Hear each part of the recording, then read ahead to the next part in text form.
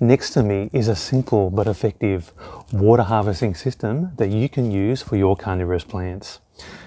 It's a system that I literally came across by accident. These are polycarbonate sheets which I'm using to provide wind protection for my carnivorous plants. Now, in using these sheets, I accidentally came across this method where you can extract soft water from your lawn, of all places. It's simple, effective, and most of all, you don't have to wait for any rain to fall. My name is Jerry from Succulent Flytraps.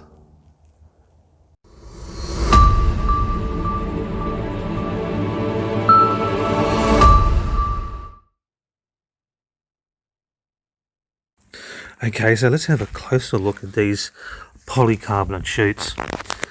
Now, I've got two pieces over here. This came in one length. It was in the 2.4 metre length, and I had to cut that in half. As I said, I was trying to provide some wind protection for my carnivorous plants, and I've already installed a few sheets. Now, as I was using these sheets, I left them overnight on the grass. The next morning when I went to collect these sheets, of course all this water ran out from the end of the sheet onto my feet. So I thought to myself, wow, that's a way of actually harvesting water. But more importantly, it's water, well, I haven't tested it yet, but I would imagine that would be soft water. Water that hasn't got too many chemicals or salt in it like tap water would. Basically all that's happened is that through condensation and evaporation, all the water has evaporated from the grass and from the soil, and it's condensed on the inside of these sheets.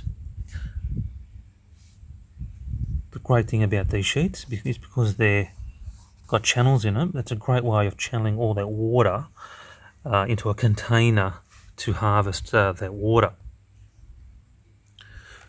Now these sheets over here have only been here for about, say, 3 hours, and you can already see there's plenty of water on the inside of those sheets. There's another one over here as well. And the great thing about this is that, as I said, you don't have to rely on rain. Just using the grass, it doesn't hurt the grass in any way. The light's still getting through.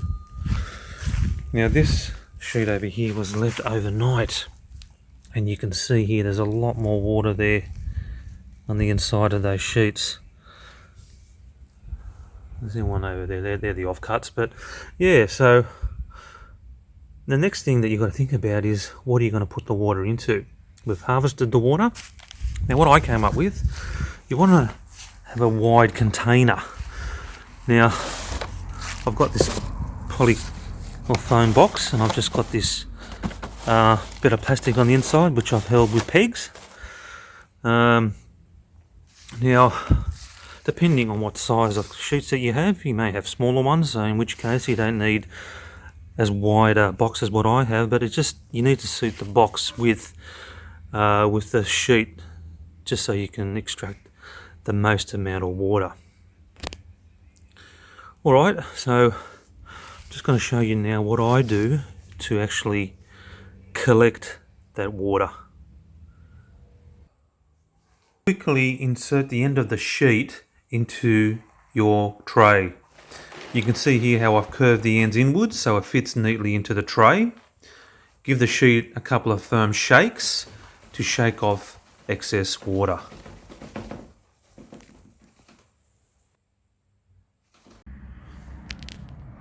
So this is an indication of how much water I collected. You can see here how on the corner I've cut off the plastic to facilitate pouring of the water out of the tray.